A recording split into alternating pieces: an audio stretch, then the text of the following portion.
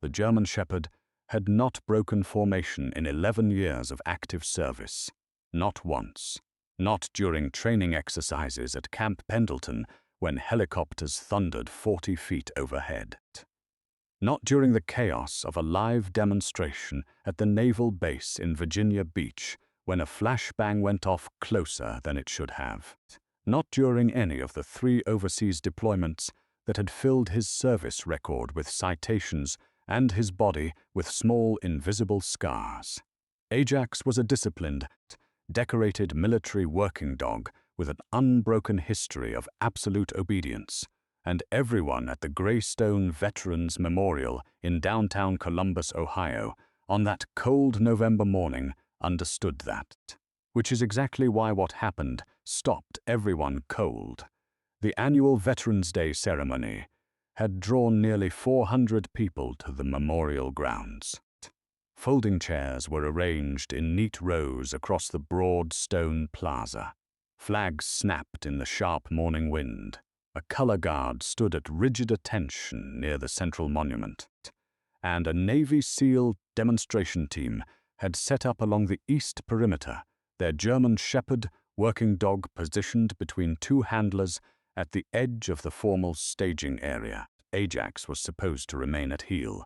He had been given the command. His handler, a lean, composed petty officer named Davis, had his hand signal locked in. The dog had acknowledged it. And then, without warning, without any visible trigger, Ajax turned his broad head away from the ceremony entirely. He was looking at an old woman. She was sitting alone in the second-to-last row. She was not in uniform. She was not anyone appeared to recognize. She was small and thin and dressed in a plain brown coat that had seen too many winters. Her white hair gathered in a loose knot at the back of her neck. She was holding a paper program in her lap, but she was not reading it. She was looking at the monument, the way people look at things they have been looking at for a very long time, quietly, with a grief so settled it had stopped being sharp and become something else, something heavier, something permanent. Ajax made a sound. It was not a bark. It was not the alert signal, the sharp, disciplined double bark that meant a threat had been detected. It was a low, searching sound from somewhere deep in his chest, the kind of sound that makes people nearby stop what they are doing and look. Davis tightened his grip. Ajax. Heel. The dog did not heel. He took 1 step forward toward the woman in the brown coat. Then another. His leash went taut and his entire powerful body strained against it, not with aggression, not with the coiled, violent energy he used during apprehension work, but with something that looked, to every person watching, unmistakably like urgency, like recognition, like an animal who had located something he had not expected to find and was not willing to walk away from it. Ajax. Davis's voice dropped to the firm, low register that the dog had responded to without fail for 6 years. Ajax, heel, now. The shepherd turned his head briefly and looked at his handler with those dark, deeply intelligent eyes. And then he looked back at the woman the ceremony had stopped. 150 people were watching. The commanding officer of the demonstration team stepped forward from the staging area. His expression caught somewhere between professional control and genuine bewilderment. Several people in the crowd had their phones out. A reporter from the Columbus Dispatch, who had been positioned near the back, to photograph the color guard, slowly swiveled her camera toward the old woman in the brown coat. Instead, the woman had noticed the dog by now. She was looking at Ajax with an expression that nobody in that crowd could read. Not fear, not confusion. Something softer and older than either of those things. Something that rose in her face the way color rises in a winter sky just before sunrise, so quietly you almost miss it, and then suddenly you cannot look away. She did not move. She did not speak. She simply looked at that German shepherd, as though she recognized something in him that she had given up expecting to ever see again, and Ajax, a decorated military working dog who had never once broken a command in 11 years of service, sat down in the middle of the Veterans' Day ceremony and refused to move. Nobody had any idea why. Not yet. Her name was Dorothy Callaway, and she had been invisible for so long she had almost stopped noticing. She was 73 years old. She lived in a small apartment on the 3rd floor of a building on Morse Road. The kind of apartment that smells faintly of old paint no matter what you do to it, with windows that let in a cold draft from October through March, and a radiator that clanked and hissed through the nights like it was arguing with itself. She had lived there for 9 years, since she sold the house in Westerville after her husband Raymond passed, because the house had 37 years of memories packed into every room, and she could not afford the upkeep anyway, and neither grief was worth prolonging. She had grown up in a military family. Her father had served in Korea. She had married a man who served in Vietnam and came home quieter than he left, the way many of them did, carrying things he never put down. She had raised 3 children in houses near bases and loved a man through 2 decades of nights where the silence in the bedroom was its own kind of violence. She understood the military the way women of her generation understood it. From the outside, from the waiting, from the letters and the phone calls, and the particular quality of relief that comes when a car pulls into the driveway, and it is not a government vehicle. But there was one part of her life that was not Raymond's story, one part that was entirely hers, a part that she had carried so quietly for so many years that most of the people who had known her longest did not even know it existed. Her son, Michael Callaway, had enlisted in the Navy at 19 years old. This was 1994. Dorothy had driven him to the recruitment office herself because Raymond's hands had been shaking too badly by then to drive reliably, and because Michael had made the decision the same way he made every decision in his life, with the steady, thoughtful certainty of a young man who knew his own mind and did not require permission to trust it. Michael had become a Navy SEAL. The path had been long and brutal, and he had made it through. Dorothy had kept every letter. She had a box on the shelf in her hallway, the same kind of box his grandmother had kept for his grandfather's letters from Korea, because some things about families stay consistent across generations, even when everything else changes. Michael had written to her from places whose names she was not always permitted to share, in letters that were warm and funny and careful in the specific way of a man who wanted to give his mother comfort without giving her information that would take that comfort away. He had served for 14 years. 2 deployments to Afghanistan, 1 to Iraq, one that was listed on his official record simply as classified and that he had never once mentioned to her directly. He had been medically retired from service at 33 after an injury to his right knee that was severe enough to end his operational career. He had come home, he had lived in Columbus.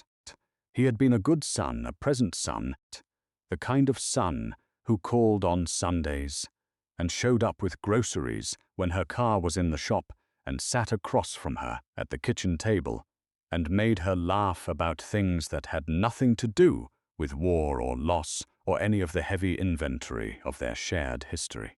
He had died 4 years ago. A heart attack, sudden and total, on a Tuesday morning in February at age 51. He was shoveling the driveway of the house he had bought 3 streets over from her apartment, and Dorothy had found out via a phone call from a neighbor who had seen the ambulance.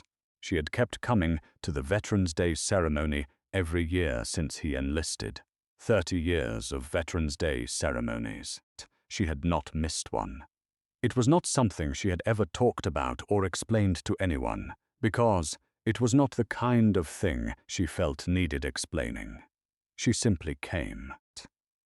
She sat in the back where she would not bother anyone, and she listened to the speeches and the music and the quiet that came after the 21-gun salute, and she carried Michael with her the entire time.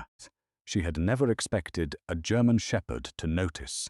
The commanding officer's name was Commander Gerald Walsh, and he had 2 decades in naval special warfare and an expression that very rarely gave anything away. He gave something away now. He walked to the edge of the staging area with his hands clasped behind his back and looked at his dog, who was sitting in the middle of a ceremony attended by 400 people and refusing every command his handler gave. Walsh had seen Ajax work in the field. He knew what the dog looked like when he detected something real. He knew the difference between a behavioral problem and a behavioral communication, and what he was looking at right now was unmistakably communication. He looked at the woman Ajax was watching. She was small and still, and completely unremarkable to anyone who did not look carefully. Walsh looked carefully. He saw the plain coat and the white hair and the quiet, settled grief in her posture. The specific way she was sitting with her hands folded over the program in her lap, like someone who had learned long ago to hold themselves very still in public places, because falling apart was a private business. He saw the necklace. It was small, a simple silver chain with a flat, oval pendant the size of a thumbnail, worn at the hollow of her throat above the top button of her coat. At this distance he could not make out the detail. He would need to get closer. But something about the shape of that pendant triggered a recognition in the back of his mind that he could not immediately name. He stepped off the staging area and walked toward the second-to-last row. People moved out of his way without needing to be asked.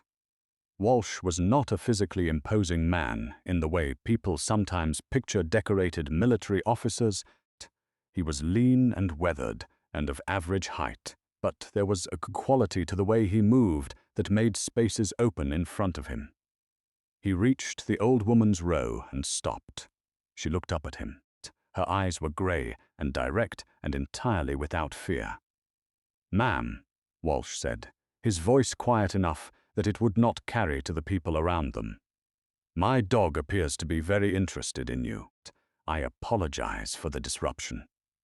The woman looked past him to Ajax, who was still straining against the leash, his entire body oriented toward her with a focused, unyielding attention that made the hair on the back of Walsh's neck do something it had not done since his last deployment. "He doesn't need to apologize," she said. "Neither do you."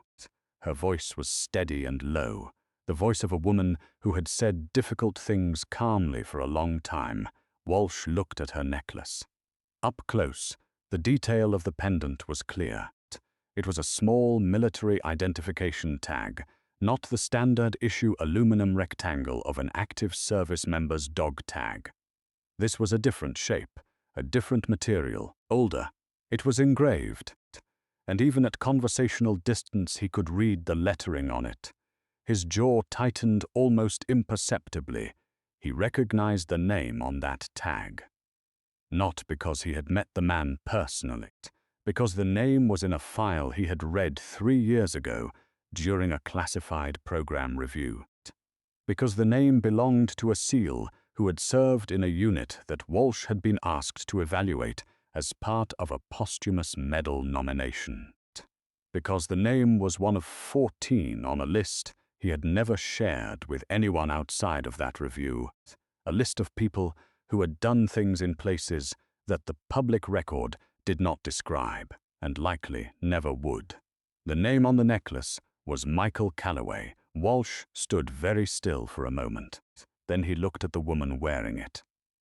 "Ma'am," he said quietly, "I need to ask you something, and I want you to know before I ask it that this is not routine." The woman looked at him with those gray, steady eyes. "It never is," she said. Davis had never seen Ajax behave this way. In 6 years of partnership, the dog had done exactly 3 things that qualified as unexplained. He had once refused to enter a building during a training exercise, and a gas leak was discovered inside 20 minutes later. He had once alerted on a vehicle during a routine sweep that turned out to be carrying a firearm the driver had forgotten to declare. And he had once, on a quiet Sunday morning at the training facility, walked to the far corner of the exercise yard and sat facing the fence for 45 minutes without moving, and nobody had ever determined why none of those incidents looked like this. Ajax was not alerting. He was not in working mode in any technical sense of the term. He was doing something that Davis had no protocol for and no training language to describe.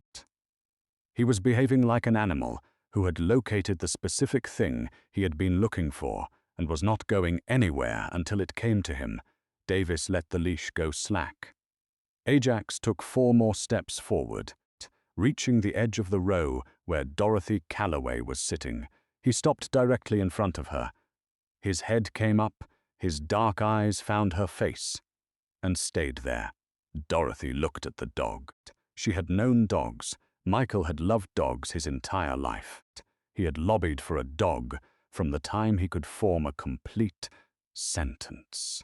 And Raymond had held out until Michael was 8 years old, and then finally surrendered to a golden retriever named Captain, who had lived to be 16 and spent his last 3 years sleeping on Michael's bed in the room that eventually became the guest room. Michael had talked about the working dogs in his letters. He had described them with the same affection and specific regard that characterized everything he wrote, the names, the personalities, the particular partnerships that formed between handlers and their animals in the unique pressure of deployment. Dorothy knew that German shepherds looked alike to people who did not know them well. She was not one of those people. This dog did not look like any specific dog she had known. But the way he was looking at her was familiar in a way she could not and did not try to explain. It was the quality of attention. It was the patience in it. It was the absolute unwavering certainty of an animal who has made up its mind and has no interest in being convinced otherwise.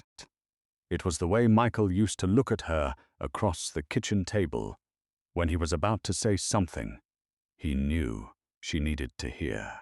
Her throat tightened. She pressed her lips together. She looked at the dog, and the dog looked back, and neither of them moved for a long moment. Then she reached out her hand, slowly, palm facing downward the way she had been taught decades ago. "Let them smell you first."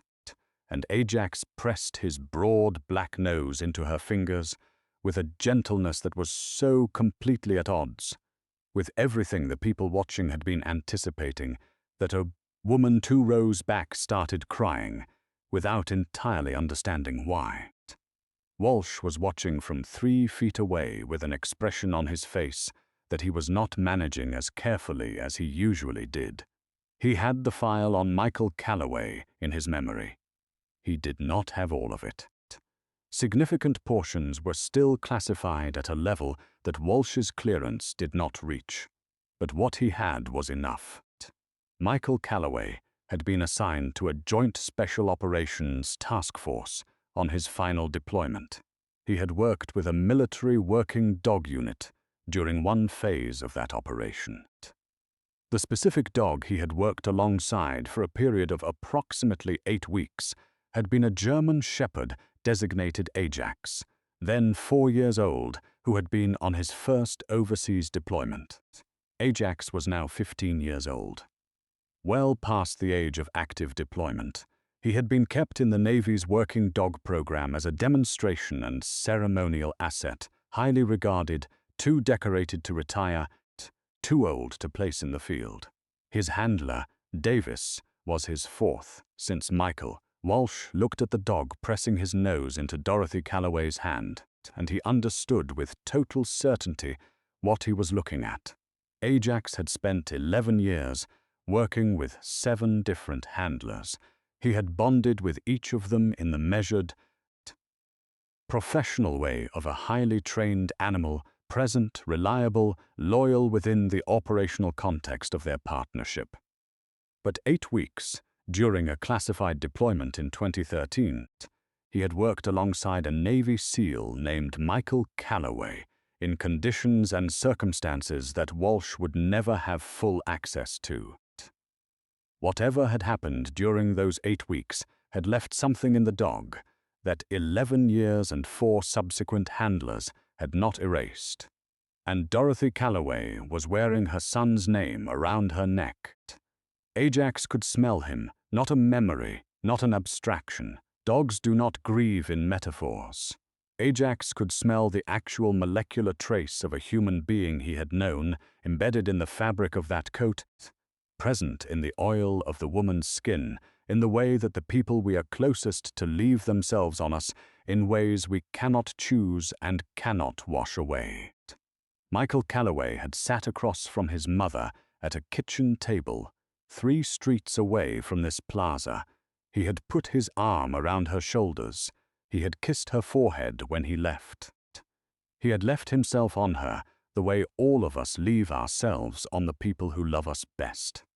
And a 15-year-old German shepherd, with grey at his muzzle and a service record that stretched the length of a wall, had found it in a crowd of 400 people on a cold November morning and refused to pretend otherwise. Walsh knelt down on one knee on the stone plaza. It was not something he did often or easily. His knees were not young and the November ground was cold. He did it anyway. He looked at Dorothy Callaway and he said, "Ma'am, I believe I know why he came to you, and I think you deserve to hear it." Dorothy had one hand resting very gently on Ajax's broad head. The dog had pressed himself against her knees, like a dog trying to make himself smaller, like a dog who had found something safe and was unwilling to move away from it. She was looking at Walsh with those calm grey eyes, and there were tears on her face that she was not making any effort to stop because she had lived 73 years, and she understood that some things were bigger than dignity. "His name is Ajax," Walsh said. "He is 15 years old. He has served in this unit for 11 years. And based on his service record and the timeline of his deployments, he was assigned alongside a SEAL unit in 2013 that I believe included your son." Dorothy closed her eyes briefly. "Michael," she said. "Yes, ma'am." She was quiet for a moment.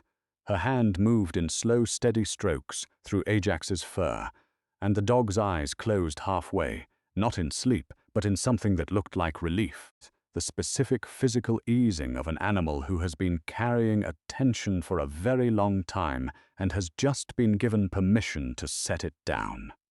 "He wrote to me about the dogs," she said. "He always wrote about the dogs. He said they were the most honest things on the whole deployment. He said they never pretended to be fine when they weren't." Walsh said nothing. He let her talk. He mentioned one by name in a letter. He said he'd spent 4 days working with him and that the dog was the best partner he'd had since basic, which I thought was funny because I didn't think he'd had a partner exactly at basic, but that's how Michael talked about things he loved. He said the dog was steady. He said it was the kind of steady that makes you steadier just by being next to it. She looked down at Ajax. "He called him something," she said. "Not his working name. Something he used when they were off duty. He said all the best dogs had a name you used when the work was done." She paused. "He said he called him Shadow, because wherever Michael went, that dog was behind him before finished deciding to move." Walsh stood up slowly. His jaw was working. He turned slightly away from her and looked out at the ceremony grounds, where 400 people had gone completely, collectively still. The color guard had not moved. The speakers at the podium were quiet. Everyone was watching the old woman and the dog, Not intrusively, not with the prying energy of a crowd seeking entertainment, but with the quiet, breathless attention of people who recognize, without being able to name it, that something true is happening near them and they do not want to interrupt it. He turned back. Ajax. Walsh said quietly, worked that designation during the 2013 deployment. We documented the operational aliases used during that assignment as part of a review 3 years ago. He paused. Shadow was in the record. Dorothy's breath came out slowly, steadily, like something that had been held under pressure for a long time finding its way out. He found me, she said. It was not a question. Walsh looked at the dog, at the grey muzzle pressed into the old woman's hand, at the 11 years of faithful, decorated, disciplined service contained in that one particular animal's body, at the 15-year-old eyes that were half closed with the specific piece of an animal who had arrived somewhere it had been trying to get to.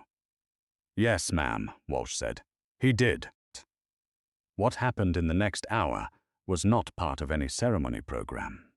The commanding officer of the naval station, a rear admiral named Collins, who had been seated in the front row, made his way back to the second-to-last row without anyone asking him to. He was followed by the senior SEAL team commander and then by 3 veterans in civilian clothes who had been sitting in various parts of the crowd and who made their way, independently, without coordination, to the same place.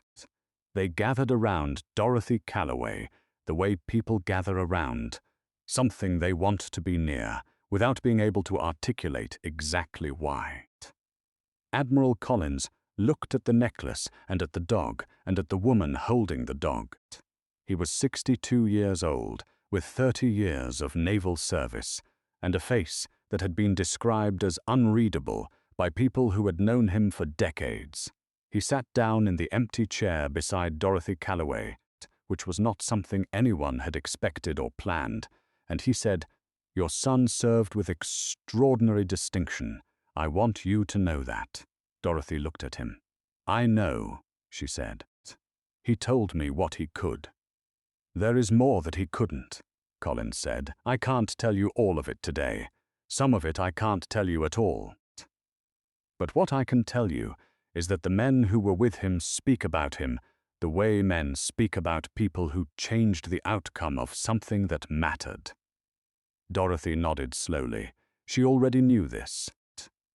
She had always known this, in the way that mothers know things about their children that cannot be recorded or officially transmitted. She had known it in every Sunday phone call, in every letter, in the specific quality of pride and sadness and love that Michael carried in his voice every time he came home. She had known it in the careful, deliberate way he never talked about the things that had cost him the most. She had simply never had anyone in uniform say it to her directly. Not once. Not in 30 years of ceremonies and flag folds and quiet, private grief. Collins turned to Walsh. A look passed between them, the quick, wordless communication of men who have served together long enough to understand one another without explanation. Walsh gave a slight nod. Collins said, "I would like to do something, with your permission. It's not in the program, but I believe it's right." Dorothy looked at him. He stood up. He straightened his uniform jacket. He turned toward Ajax, who was still pressed against Dorothy's knees, with his eyes half closed, and he looked at the dog for a long moment with the expression of a man conducting a private reckoning. Then he came to attention. Not the formal ceremonial attention of a planned presentation. The real thing, the kind that is not performed but inhabited.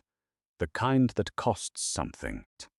He rendered a full military salute to a 15-year-old German shepherd and the woman who was wearing her dead son's name around her neck, behind him without instruction. Without a command from anyone, the color guard came to attention.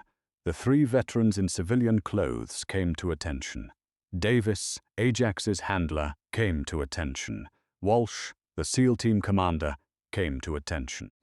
And Ajax lifted his broad grey muzzle from Dorothy Callaway's hand, straightened his head, and sat with a military bearing so precise and practiced and absolutely correct that a sound moved through the crowd of 400 people that was not quite a gasp, and not quite a sob, and not quite a silence. It was the sound of something being witnessed that should not be forgotten. Dorothy Callaway pressed one hand to her mouth. The other stayed on the dog's back. Tears moved down her face in 2 quiet streams, and she let them because some moments are big enough that they carry everything you have held inside them for years, and this was one of those moments.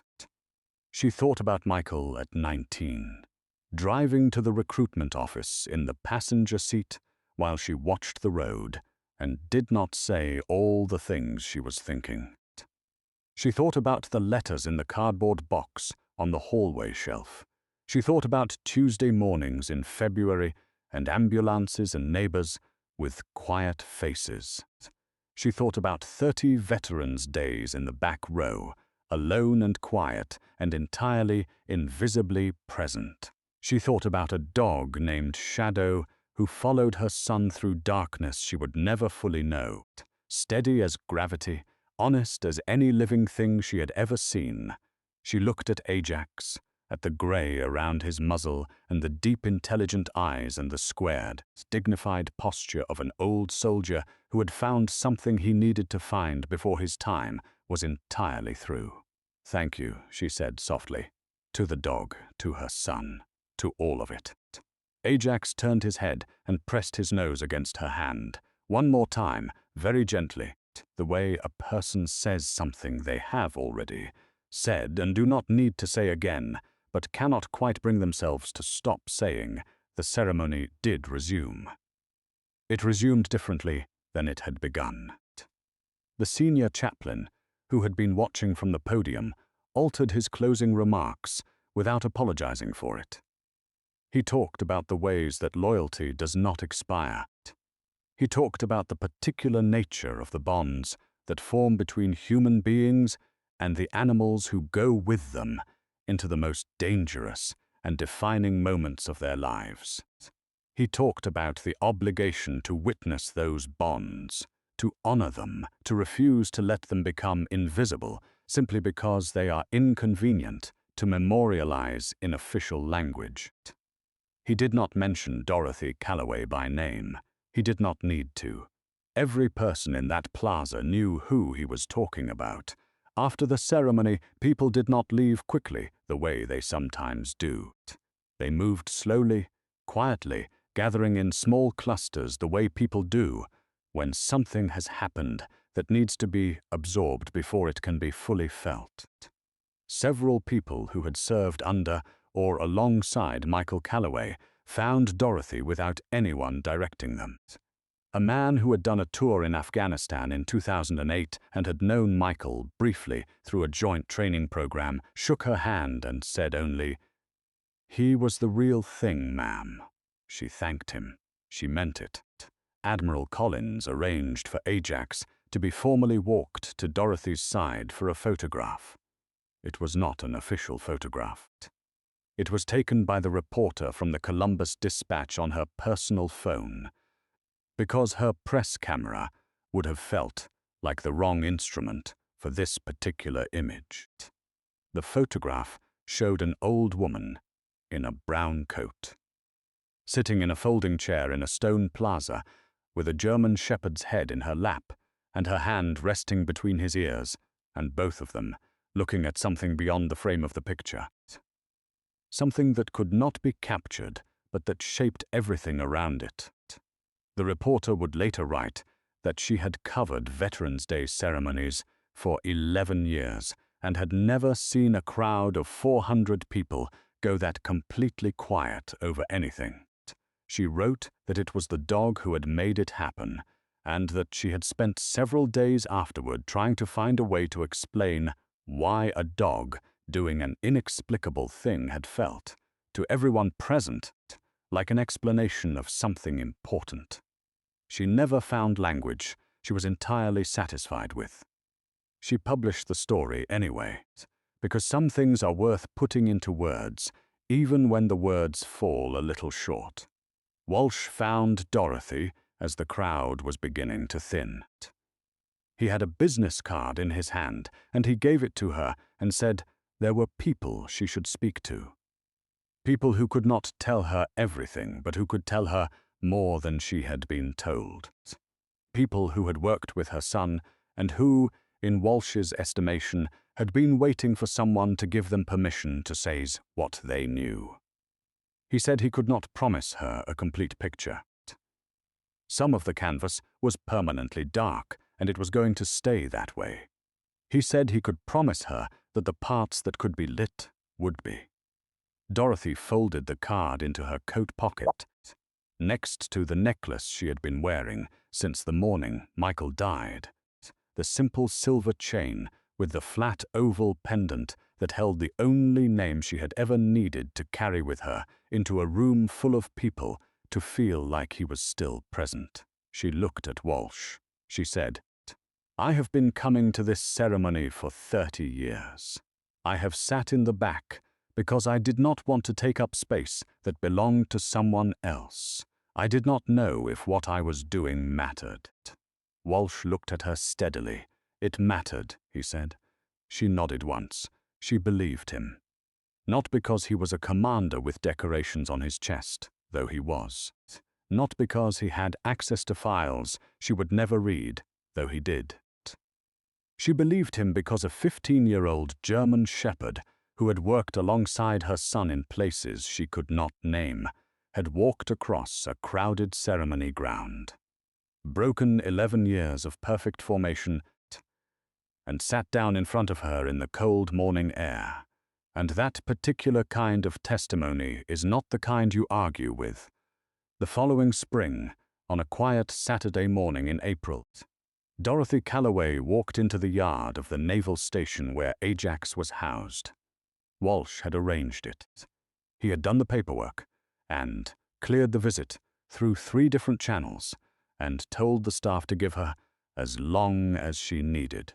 She brought a blanket and a small container of the specific chicken-based dog treats that Walsh had told her Ajax had loved since his 3rd year of service.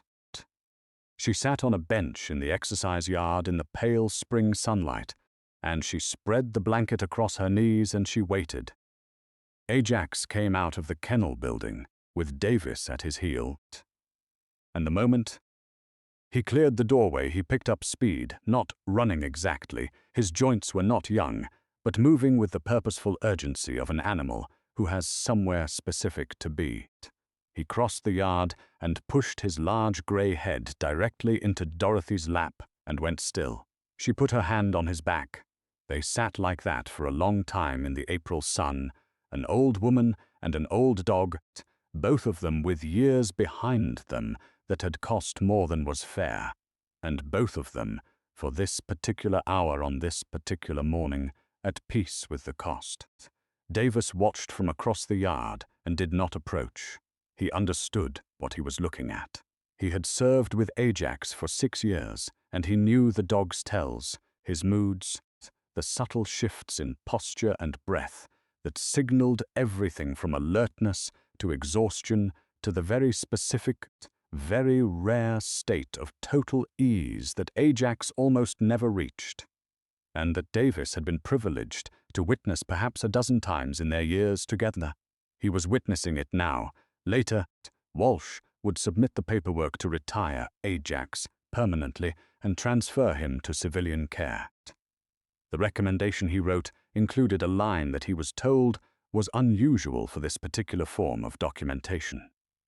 He wrote, "This animal has fulfilled his operational role with extraordinary distinction. It is the finding of this command that he has also, independently, fulfilled a duty of care that no regulation required and no training specified. He found someone who needed to be found. He did not stop until it was done. It is difficult to imagine a more complete record of service than that. The recommendation was approved without revision." Ajax retired to Dorothy Callaway's apartment on Morse Road on a Wednesday afternoon in June. Riding in the passenger seat of a car Walsh drove himself, because some things you do not delegate to someone else. He slept at the foot of her bed. He followed her from room to room during the quiet afternoons.